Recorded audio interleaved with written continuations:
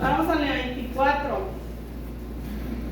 Se llama el título de hoy, dice la dedicación del templo.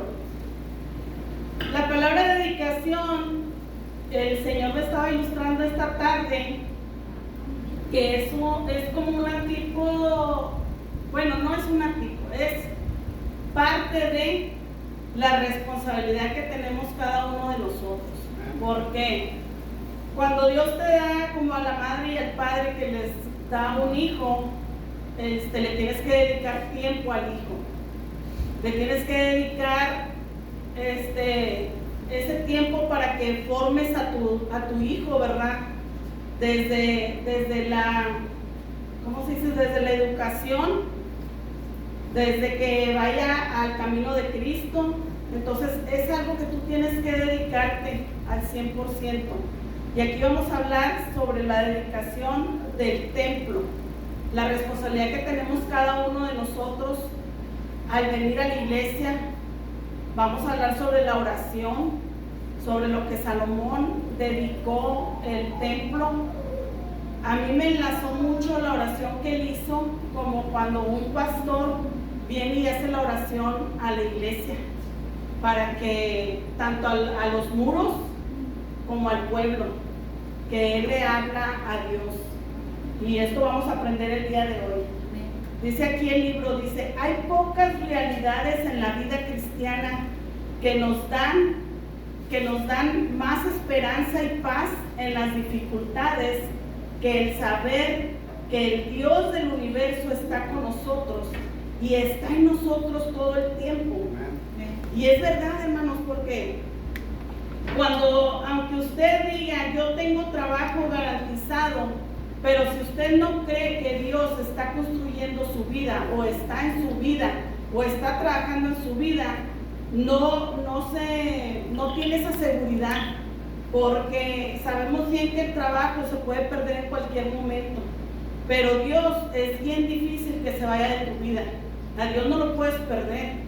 Tú te puedes ir a alejar, pero Dios no se va a alejar de tu vida. Entonces esta tarde vamos a hablar en el libro de Segunda de Crónicas. Vamos a estar ahí leyendo esta tarde Segunda de Crónicas capítulo 6, y vamos a empezar del versículo 1. Dice, Dios siempre ha querido morar con su pueblo, y eso lo hemos visto desde que Dios creó a Adán y a Eva. Dios, cuando creó a Adán y a Eva, Él no se alejó de Adán y Eva. Él sabía que ellos estaban ahí y Dios estaba con ellos. Dios les decía, no vas a hacer esto, no vas a hacer lo otro, no vas a comer del árbol. Cuando ellos todavía se fueron, que los expulsaron del paraíso, Dios estaba con ellos todavía, porque Dios todavía les dijo, el hombre va a trabajar para ganar su alimento, la mujer va a sufrir labores de parto. Entonces Él no se alejó, de ahí siguió con el pueblo de Israel, y así siguió, pero Dios nunca se ha alejado de nosotros. Dios siempre ha querido morar en el pueblo, en su pueblo. Dice, los dos capítulos que vamos a ver hoy, que va a ser el Segunda de Crónicas capítulo 6, y vamos a ver el 7 también. Los dos capítulos en los que se centra este estudio ofrecen una visión detallada de lo que significa morar en la presencia de Dios. ¿Qué es morar bajo la presencia de Dios? Es cuando tu cuerpo, tu carne se debilita y tu espíritu lo ensalzas. ¿Cómo lo vas a lograr hacer esa conexión con Dios? Estar bajo la presencia de Dios. Pues simplemente debilitar tu orgullo, dejarlo a un lado, conectarte con Dios por medio de la oración, conectarte con Dios por medio del ayuno. Esa es la única manera que tú vas a poder tener esa conexión con Dios. Porque, hermanos, cuando nosotros nos alejamos de tener esa comunicación con Dios, de esa oración, y quieres hacer todo por tu propia prudencia, todo te va a salir mal, todo. Y a veces es difícil reconocerlo, pero es de sabios aceptarlo, ¿verdad? Amén. Y aparte también es darle la honra y la gloria a Dios cuando aceptamos que nos equivocamos y decirle al Señor, ¿sabes qué, Señor? Pues me equivoqué esta vez, pero ahora ayúdame a resolverlo. Porque a veces también batallamos, hermanos, para aceptarlo y pedir ayuda porque el orgullo no te deja, y eso es un estorbo para tener esa comunicación con Dios.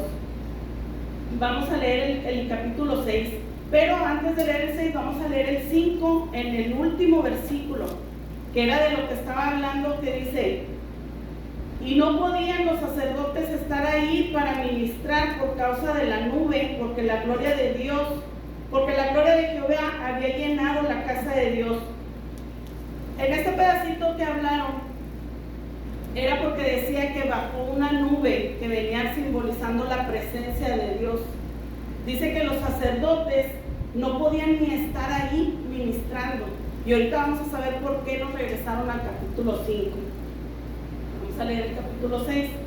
Dice: entonces dijo Salomón: Jehová ha dicho que él habitaría en la oscuridad. Yo pues he edificado una casa de morada para ti, y una habitación en que mores para siempre. Ahí Salomón estaba diciendo lo que él había construido para Jehová, una morada. O sea, es el templo físico, como este de aquí, ¿verdad? Que era donde iban a poner el arca del pacto. Eso me va a pasar porque a veces me confundo mucho con la teoría. Entonces vamos a leer aquí, dice lo que nos dice el libro. Dice: a veces es más difícil pensar en estar presente con Dios de una manera más abstracta. Dice, por ejemplo, con frecuencia se dice que podemos encontrar y experimentar a Dios en la naturaleza durante una caminata o un apacible día de picnic. A veces, hermano, queremos nosotros confundirnos en la manera de decir: el viernes no voy a la oración porque yo puedo platicar con Dios en cualquier lugar, porque Dios está presente en mi vida. Dios está presente en cualquier lugar donde yo puedo estar. Yo puedo caminar y tener una plática con Dios, esa reflexión, ¿verdad?, con la naturaleza, el contacto.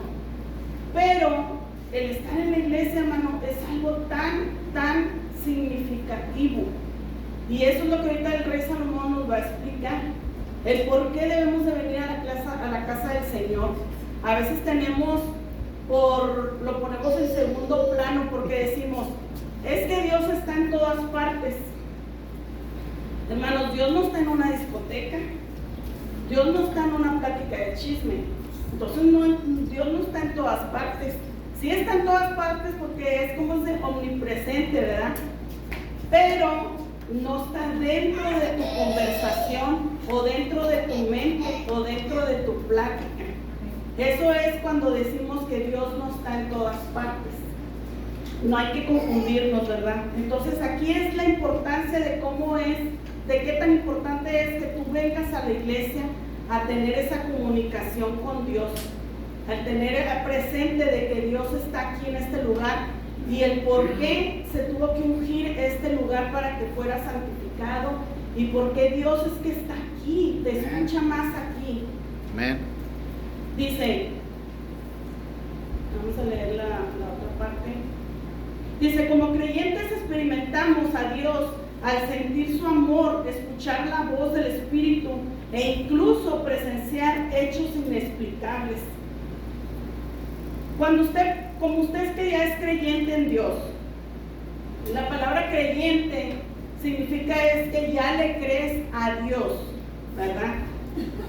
Es algo tan bonito porque tú experimentas tantísimas cosas que muchas personas de afuera no lo experimentan, pero todavía no lo conectan con que es Dios quien está participando en sus vidas.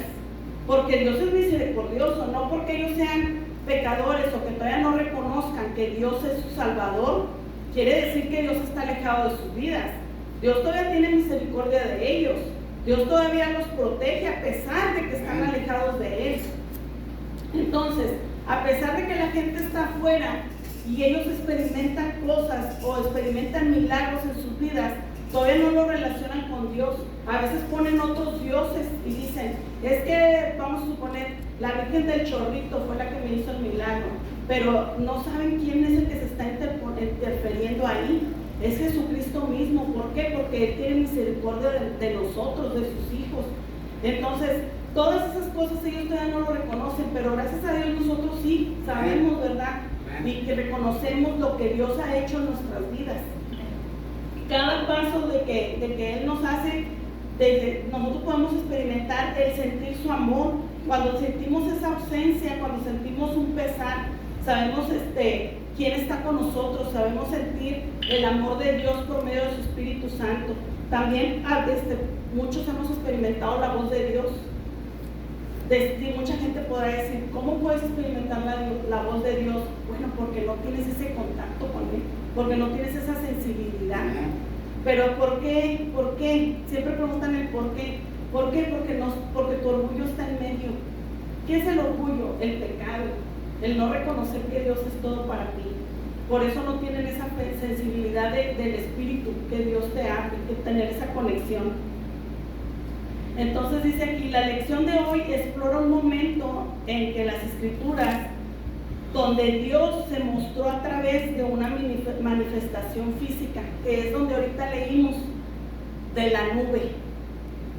Muchas personas en aquel entonces nada más le llamaban, Jehová no tenía un nombre, le decían ¿cómo le decían? El yo soy, ¿verdad? El yo soy, la voz, porque no tenían todavía el reconocimiento de que era Jehová. Pero cuando ellos vieron esa nube que se manifestó, sabían quién era. Y Salomón lo reconoció, que era Dios, que era Jehová. Entonces por eso era lo que ahorita nos regresamos al capítulo 5. Aquí cuando ya Salomón está diciendo, que dice Salomón, dice, entonces dijo Salomón, Jehová ha dicho que Él habitaría en la oscuridad. Todavía en la actualidad, hermano, no porque estemos hablando del Antiguo Testamento significa que nada más fue algo que pasó. Todavía ahorita en la actualidad. Por eso nos dicen que nosotros somos luz en la oscuridad, porque la luz viene con nosotros. ¿Quién es la luz? Jesucristo. Amén. Y eso es lo que nosotros estamos mostrándole al mundo. Dice, yo pues he edificado una casa de morada para ti y una habitación en que mores para siempre. Qué maravilloso es, hermano, que nosotros tengamos ahorita un lugar donde podamos decir que aquí mora el Espíritu Santo. Porque cuando tú vienes aquí, puedes encontrar esa paz que tu espíritu necesita, que tu alma necesita día a día. Dice el número 3, y volviendo el rey su rostro, bendijo a toda la congregación de Israel. Vamos a hacer una pausa ahí. ¿Por qué el rey David no pudo construir el templo de Dios? Si el rey David era el, ¿cómo se dice? El que decía que era peleaba y decía que mató más que Saúl, que el rey Saúl, ¿verdad? Y que él tenía muchos salmos, pues todos los salmos que escribió. Entonces yo también decía, ¿por qué el rey David no tuvo el privilegio de hacer el templo, de poner el arca? Y los hermanos Nancy levantó la mano, a ver, porque ella estudió. Bueno, porque Dios le dijo que porque había derramamiento de sus manos de sangre. Así es, y eso viene escrito en el libro de Éxodo. en Éxodo, no, aquí lo tenía escrito, ya se me fue.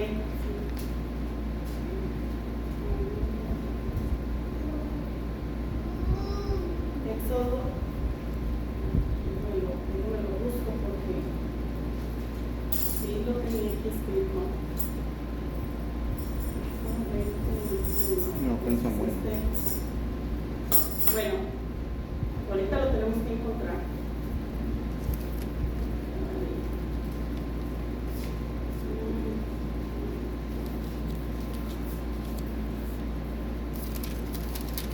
Dice aquí un pedacito del libro, dice, como Salomón explicó al pueblo la presencia divina que llenó el templo, confirmó las promesas de Dios a David. En segunda de este pasaje no cita como una promesa específica como la escritura. Primera de Crónicas. Primera de Crónicas 22.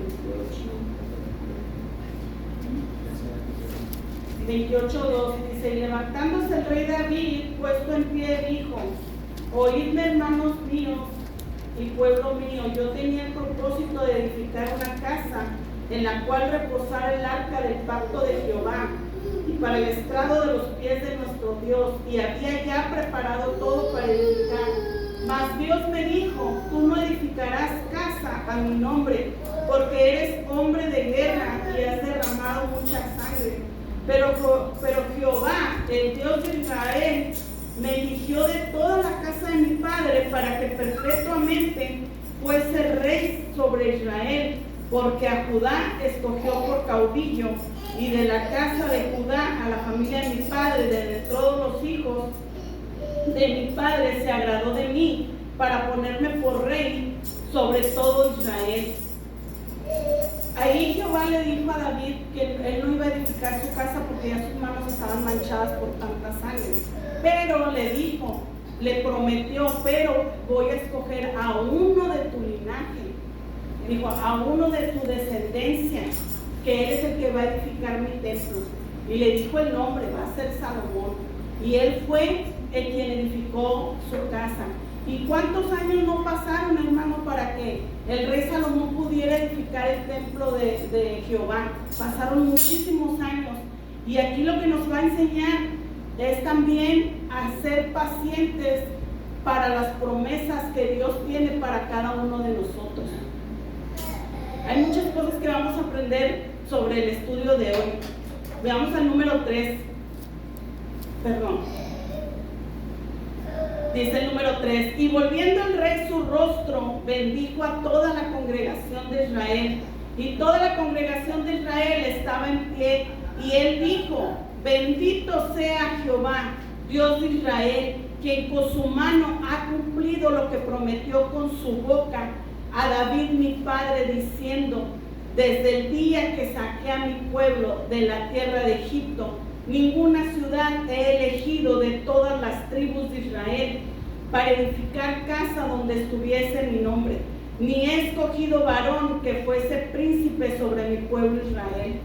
Mas a Jerusalén he elegido para que en ella esté mi nombre, y a David he elegido para que esté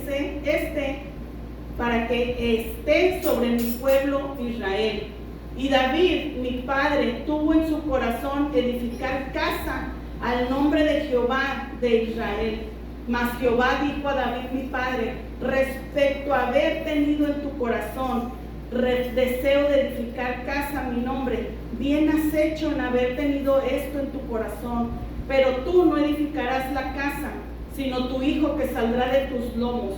Él edificará casa a mi nombre.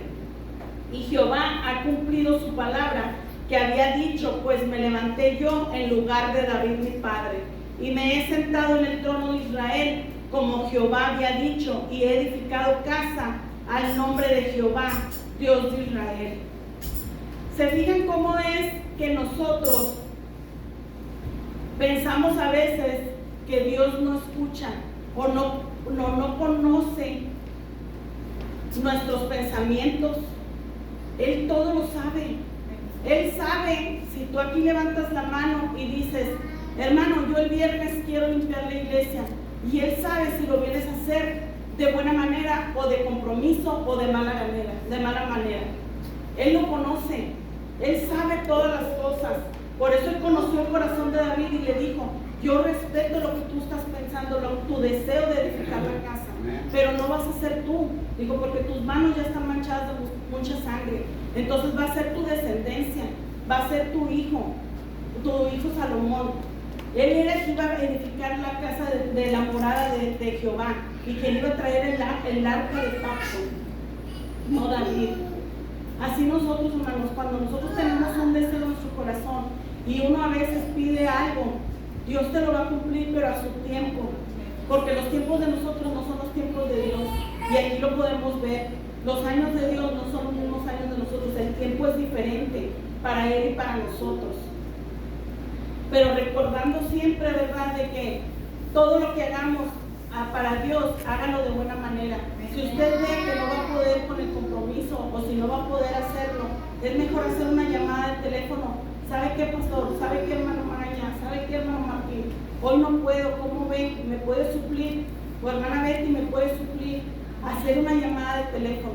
¿Por qué, hermanos? Porque podemos caer en condenación cada uno de nosotros. Vamos a leer la otra parte. Dice, honrar el nombre del Señor. Ahorita decíamos, hermana Nancy, de que honremos a Dios, alabar a Dios, glorificar a Dios. En toda la oración que ella entabló, si usted le puso atención, es dándole como cortejeando, como cuando eran unos novios, una pareja, cuando éramos novios, como mi esposo y yo, ¿verdad? Él me hablaba de mi amor, mi esto, mi otro, ya se casan y pues ya no, ¿verdad? Pero cuando está uno de novio, pues así hablas con cariño, así debemos de ser con Dios, tratarlo. ¿Por qué? Porque eso es honrarlo a Él, decirle todo lo maravilloso que es. Porque de esa manera, recuerdo mucho cuando nos decía un pastor de fútbol, dice, ablándale el corazón a Dios cuando le vas a pedir algo.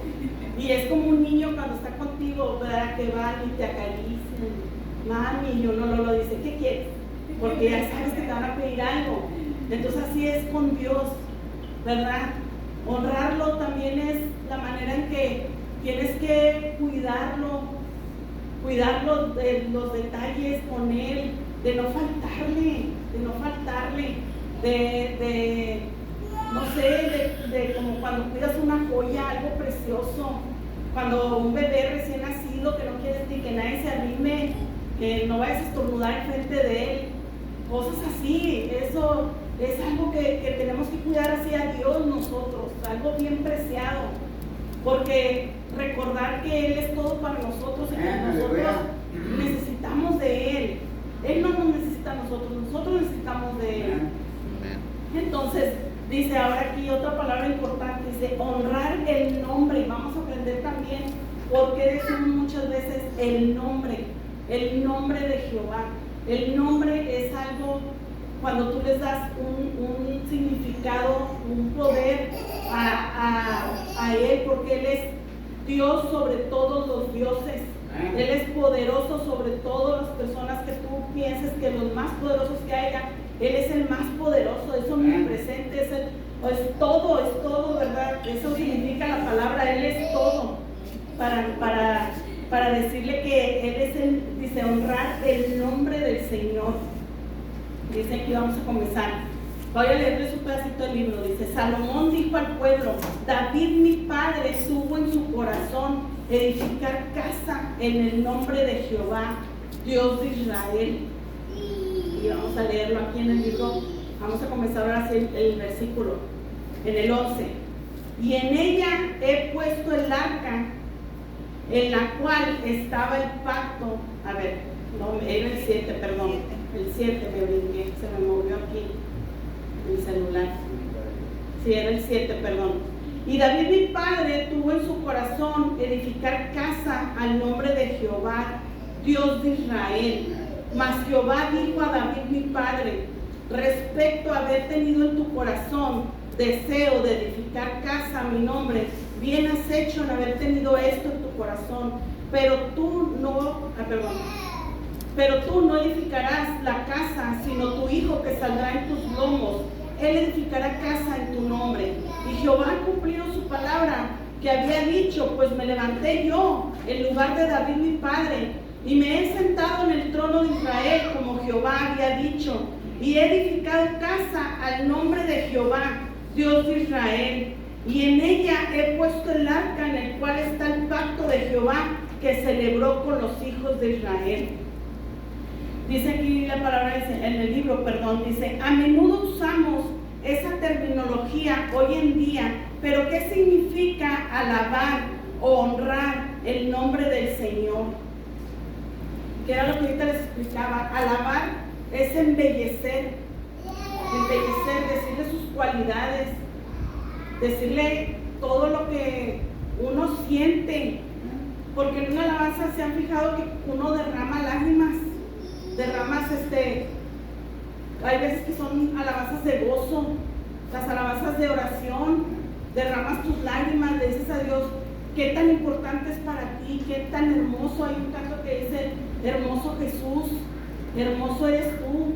O sea, qué tanto le puedes decir al Señor. Todo eso es alabarlo, honrarlo, era lo que les decía, cuidarlo, protegerlo, de no fallar nosotros. Él nunca nos va a fallar nosotros a Él, de no faltarle. Como decía, honra a tu padre y a tu madre. ¿Qué hacemos nosotros? Nunca faltarle el respeto a tus papás, nunca levantarles la voz a tus papás. Es lo mismo con Dios. Pero claro, pues Dios es más importante, ¿verdad?, que nuestros padres. Él es principalmente en nuestras vidas. Dice aquí, habla de honrar el nombre del Señor, incluye el sentido de proclamar la existencia y la dignidad del Señor y su superioridad sobre todos los demás dioses. Eso es reconocer que Dios es más que todos los dioses. No pongamos nada en medio entre tú y Dios. No pongas nada, ni siquiera el pensamiento, ni siquiera la mirada la desvíes, porque Dios debe de ser todo en tu vida, todo.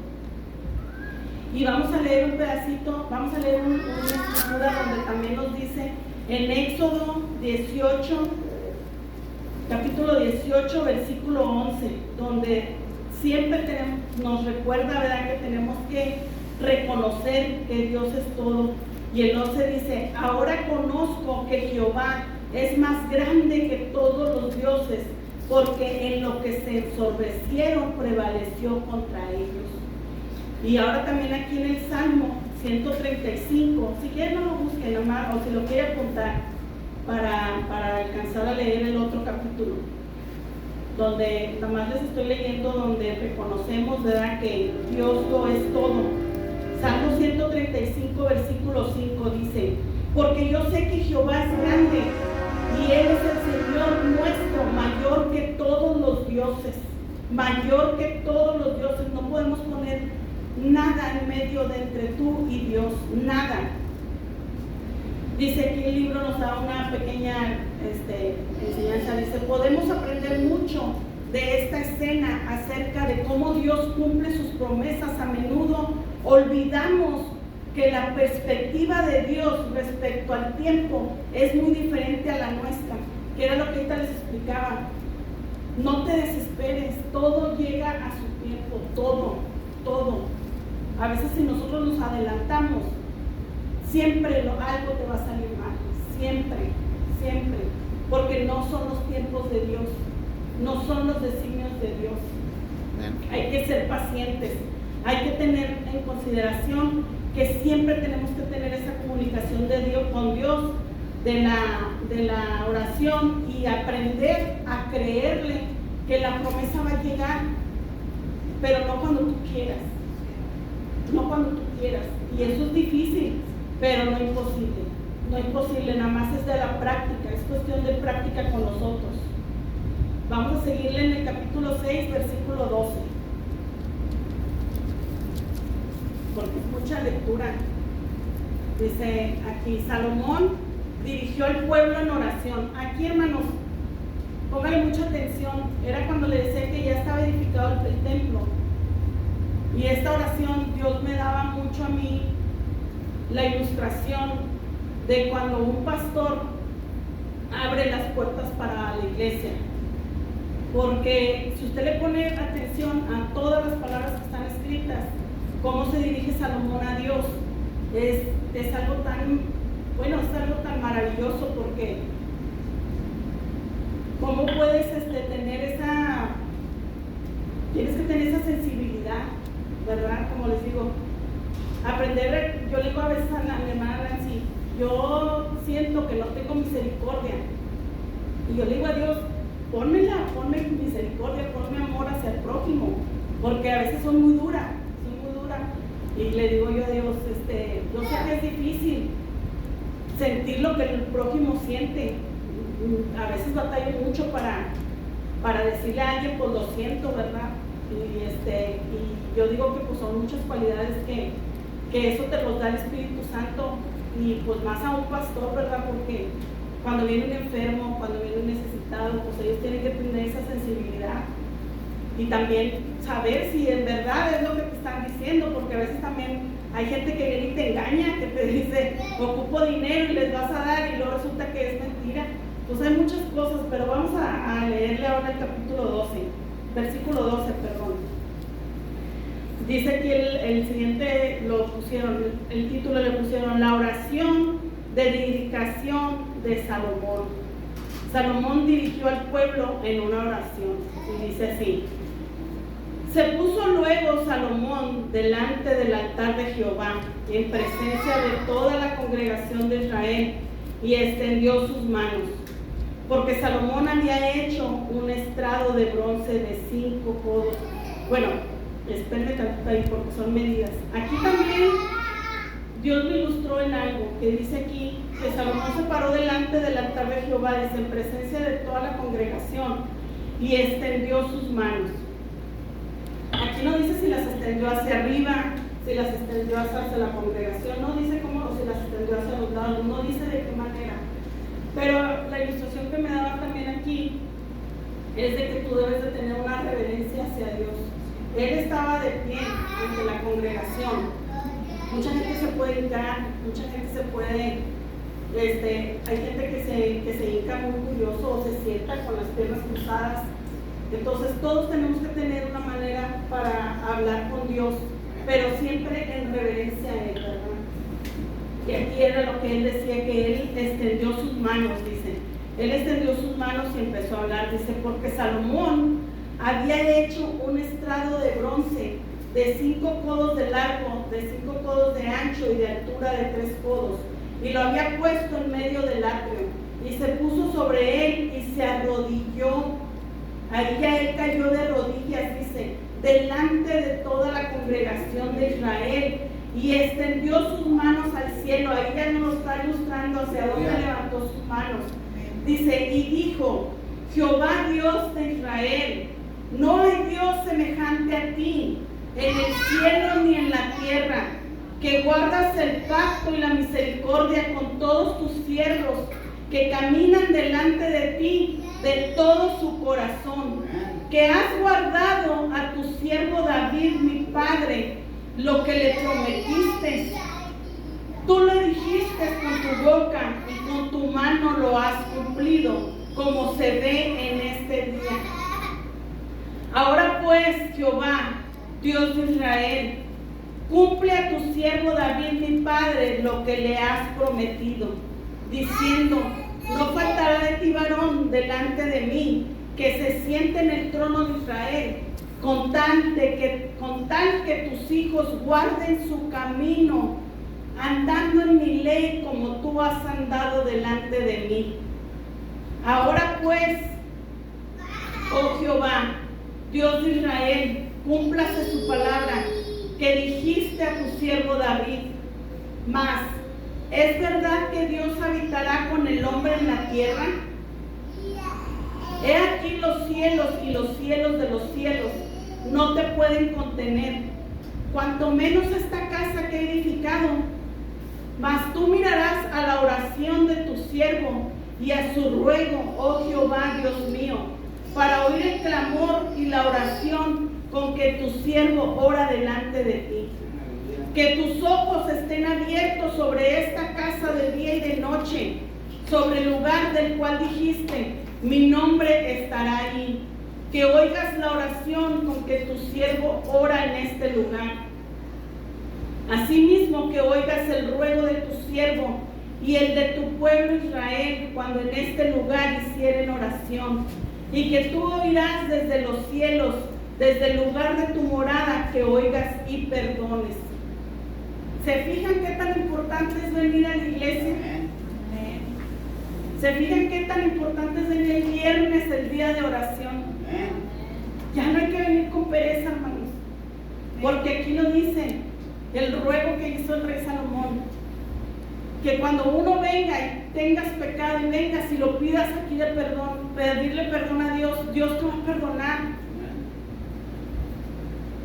Cuando tú tengas alguna necesidad, Dios te va a escuchar.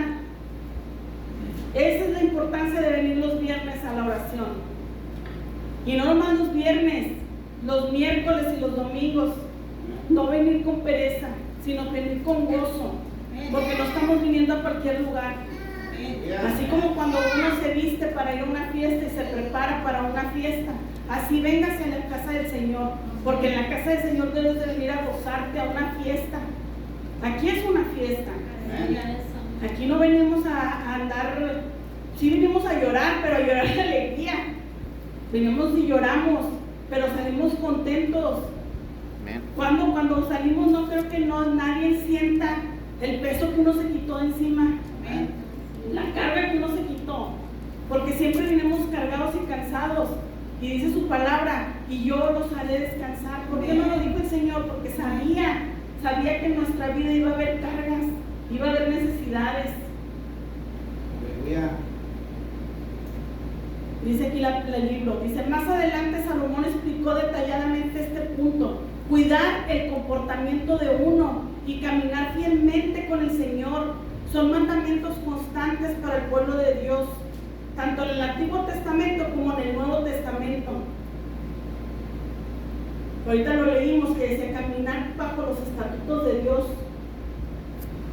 y lo vamos a leer en el libro de Salmo, capítulo 141. Si quieren nada más escucharlo o si lo quieren buscar. Salmo 141, versículo 3, dice: pon guarda a mi boca, oh Jehová, guarda la puerta de mis labios. Que Dios siempre guarde lo que vaya a salir de nuestra boca, para no caer. En Proverbios 22, versículo 4 y 5 dice: riquezas, honra y vida son la remuneración de la humildad y del temor de Dios. Hermano, riquezas, honra y vida son la remuneración de la humildad y del temor de Jehová. ¿Por qué no prosperamos? ¿Por qué no caminamos? ¿Por qué no avanzamos? Y eso es el antiguo. Vamos a ver en el Nuevo Testamento. Primera de Juan 5, 21. Versículo 21 dice: hijitos, guardaos de los ídolos. Amén. Para no caer, no faltarle al Señor. Apocalipsis, capítulo 2, versículo 10.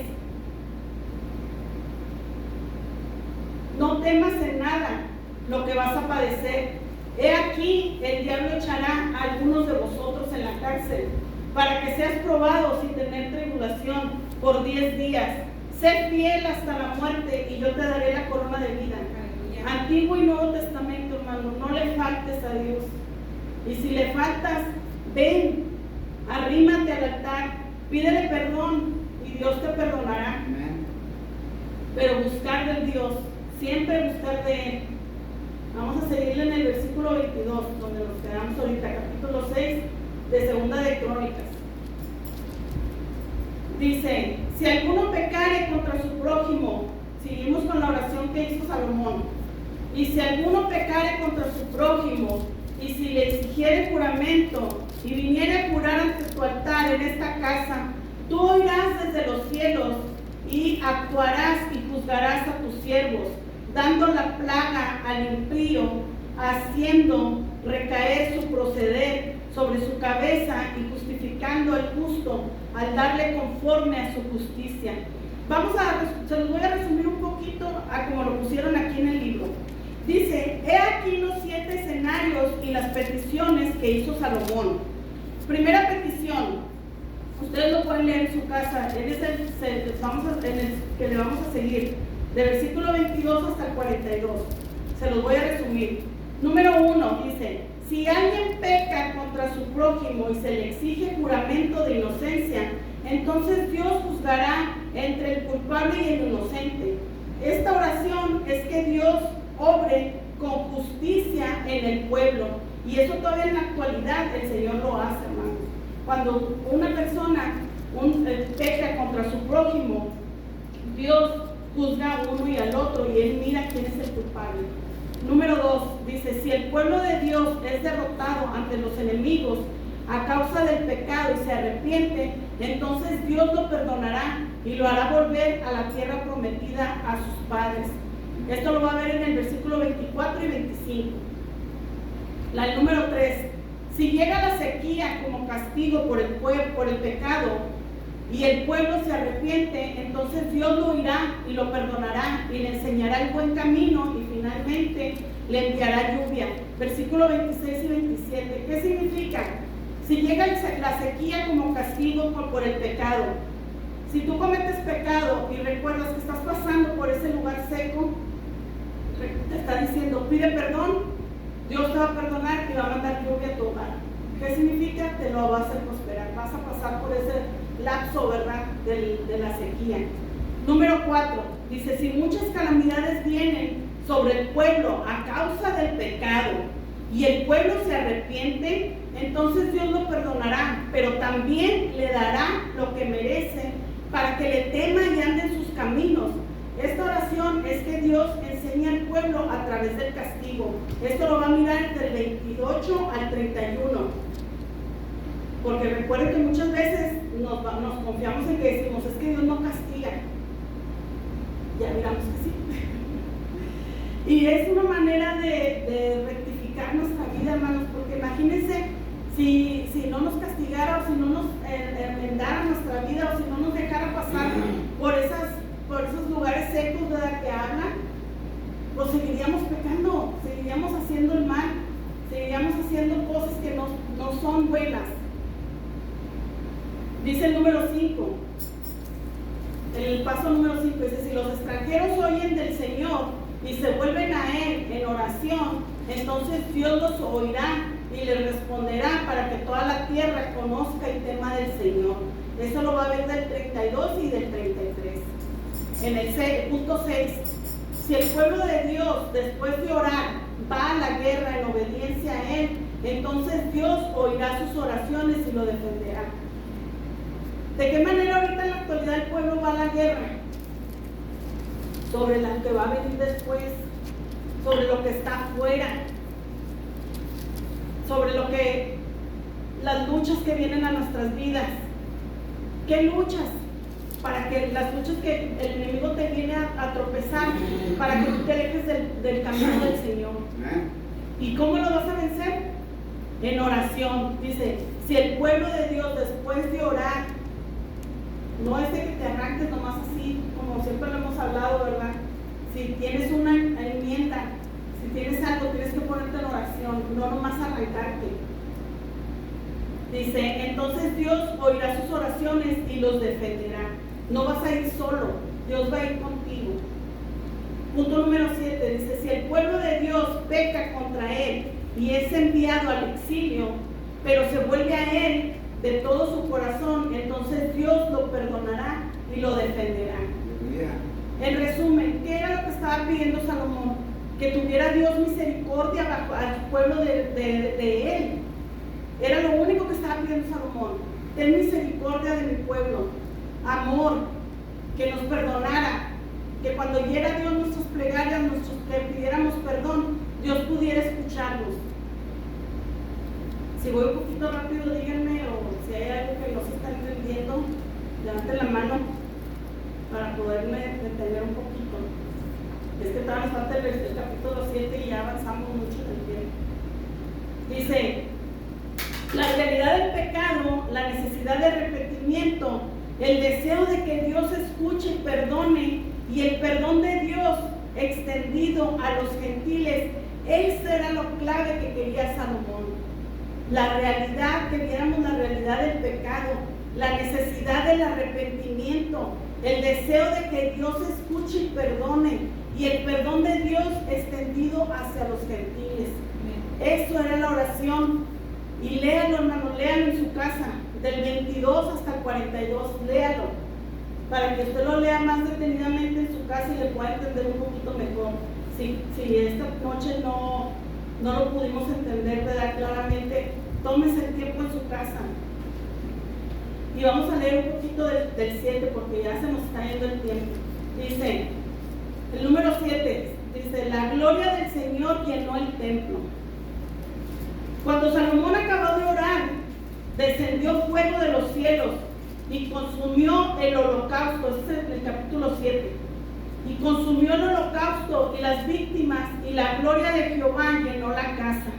Y no podían entrar los sacerdotes en la casa de Jehová, porque la gloria de Jehová había llenado la casa de Jehová. Cuando vinieron todos los hijos de Israel, cuando vieron todos los hijos de Israel descender el fuego y la gloria de Jehová sobre la casa, se postraron sobre sus rostros en el pavimento y adoraron y alabaron a Jehová, diciendo: porque Él es bueno y su misericordia es para siempre. Amén. Reconocieron, hermanos, después de que Salomón hizo esa oración, fue una respuesta. Yo lo visualicé así, y ese fue el entendimiento que Dios me dio cuando estaba leyendo este estudio, que era una contestación de Jehová hacia Salomón sobre las peticiones que él estaba haciendo. Bajó, descendió la gloria de Jehová, y todos vieron la nube, y todos reconocieron que Dios Él es Rey de Reyes y Señor de Señores. Si en aquel entonces todavía no existía esa palabra, dice aquí: porque Él es bueno y su misericordia es para siempre. Y todavía en la actualidad, hermanos, tenemos ese reconocimiento que su misericordia es para siempre. Y cuando tenga chancita, lean el capítulo 7, porque se nos va el tiempo. Les voy a leer otro pedacito que compartió aquí el libro. Dice: las bendiciones de Dios sobre Israel dependían de su respuesta fiel a Él. Somos el pueblo de Dios hoy, representándolo en este mundo, y nosotros también estamos llamados a la fidelidad y la obediencia. Cuando nos alejamos de Dios, Él a veces permitirá que los desafíos de nuestra vida restablezcan nuestro enfoque y nos recuerden nuestra dependencia de Él y nuestro amor por Él. Estos pueden ser tiempos difíciles, y a veces es difícil incluso reconocer que nos hemos desviado, pero sabemos que a través del arrepentimiento podemos ser restaurados a una relación con Él. Dice: Dios nos llama a vivir cada día su presencia y agradecer que Él está siempre cerca de nosotros. Ore que Dios le revele cualquier cosa que pueda distraerlo de su relación con Él. Amén. Y esto es lo que esta tarde aprendimos, ¿verdad? De que hay que recordar siempre la importancia de este lugar, hermanos, de este lugar. También muchas veces lo recordamos, que el templo somos nosotros, pero también la gran importancia de este lugar santo. Y hay que darle el lugar, y hay que respetarlo. Cada vez que usted venga a la iglesia, respete el lugar en el que está, respete el asiento en el que está, porque no es cualquier espacio, no nomás es un cuarto de 4 paredes, no, este lugar está santificado. Y aquí usted debe de venir a sentir la presencia del Señor. Y como ahorita decía el libro, si usted ve que algo está mal, haga una oración y dígale al Señor: dime en qué estoy mal, en qué me estoy alejando de ti, porque a veces le echamos la culpa al pastor, le echamos la culpa al copastor, le echamos la culpa a la persona que viene a orar, pero ya te autoexaminaste. Y esta es la reflexión de esta tarde: autoexaminarnos y ver qué es lo que nos está, qué se está interponiendo entre Dios y nosotros. Dios me les bendiga, hermano.